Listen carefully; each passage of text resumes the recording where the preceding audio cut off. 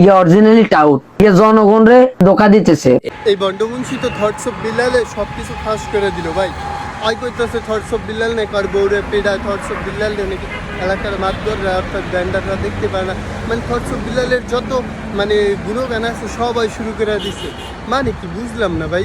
বাস্তবিকের কাছে যাইলে ইয়ের ভিতরে অহংকার ছাড়া আর কিছু নেই।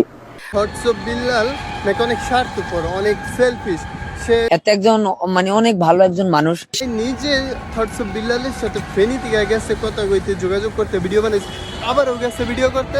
তখন থটস অফ বিল্লাল তো একজন বড় কন্টেন্ট ক্রিয়েটর, সে তো একটু ব্যস্ত থাকতেই পারে স্বাভাবিক। তো উনি ব্যস্ত থাকাতে মানে ওনার সাথে হয়তো বা ওইভাবে যোগাযোগ করতে পারেন বা ভিডিও বানাইতে পারেন, তার জন্য মানে থটস অফ বিল্লাল খারাপ হয়ে গেছে। থটস অফ বিল্লালের নামে প্রোপাগান্ডা ছড়াইতেছে। এই বন্ডমুন্সিরে মন ডাইছে সব হইতে, আর বন্ডমুন্সি খুঁজির মানুষ যে মুন্সি মানুষ, তোর এমন আউল ফাউল ভিডিও বানানো লাগবে, তোর তো সমালোচনা করুন লাগবে। বন্ড যেন কনকার বন্ড, আর সবাই আনফলো করেন বন্ডরে।